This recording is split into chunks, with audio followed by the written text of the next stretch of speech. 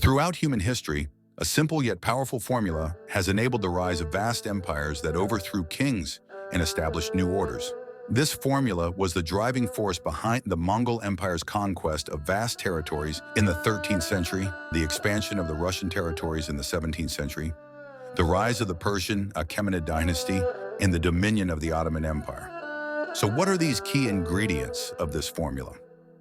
The answer lies in the partnership between one remarkable animal and a unique geography, the horse and the steppe. In this video, we'll explore why horses were such a formidable asset when combined with the vast, open environment of the steppe, and how this combination played a pivotal role in shaping the progression of human civilization.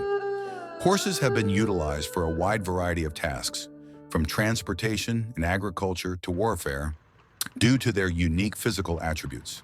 It is a highly specialized animal with a muscle-to-weight ratio that can go as high as 40%.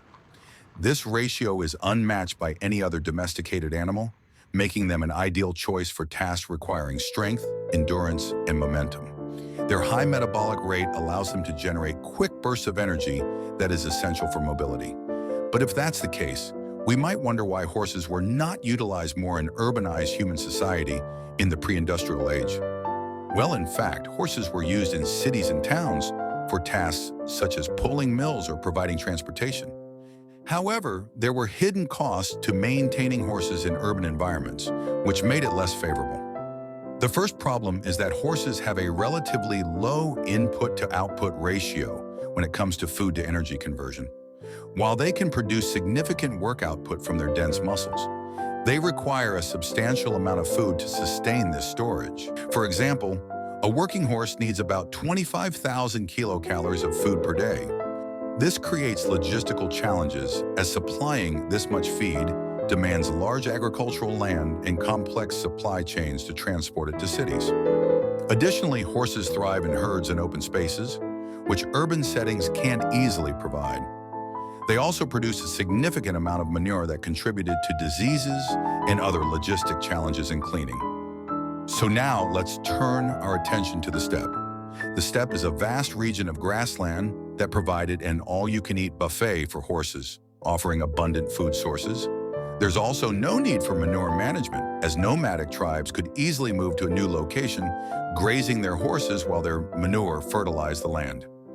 This environmental synergy allowed nomadic tribes to maintain large herds of horses, granting them unparalleled mobility and military advantages.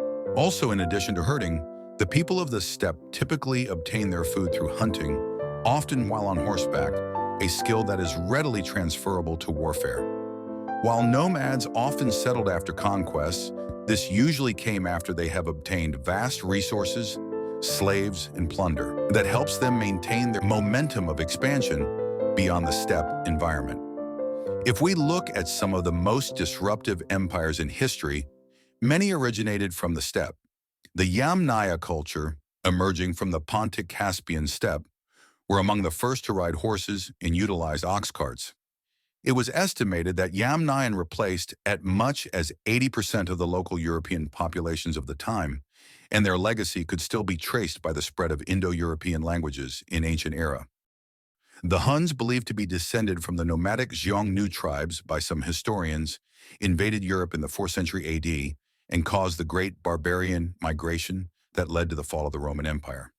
This Mongol Empire, led by Genghis Khan, which became one of the largest empires in history thanks to their skilled horsemen and the mobility afforded by their herds. Mongols are exceptional in harnessing this steppe horse formula, as they rely on horses on almost every aspect of their lives, including their dairy and food intake. Ottoman Empire also benefited from this horse-steppe synergy in its formative years. The earliest form of the Ottoman military was a steppe nomadic cavalry force before it was centralized by the Ottoman Sultan Osman I.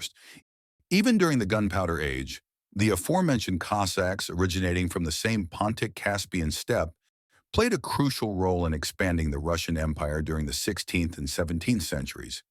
With the invention of the steam engine, horses lost their dominance in transportation. Progress in artillery and repeating firearms further rendered horses more obsolete in warfare. As a result, the combination of horses in the steppe lost its dominance with the dawn of the modern era. What can we learn from this? First, there's value in leveraging your environment to your advantage. Just as the nomads harness the synergy between the steppe and the horse, you can align your skill set with a conducive environment to maximize the output of your talents. If you feel out of place or constrained, consider seeking out a new environment where your strengths can truly flourish. Secondly, sometimes simplicity trumps complexity. The nomadic tribes didn't rely on sophisticated technologies or complex systems. They utilized a straightforward, effective strategy that capitalized on readily available resources. In our modern lives, we might benefit from focusing on simple, proven methods. This doesn't mean we should be simplistic, but we should focus on what works and avoid unnecessary complexity, a lesson that can be found from other principles such as Occam's razor. So that's the end of our video. Thanks for watching, and please don't forget to like and subscribe.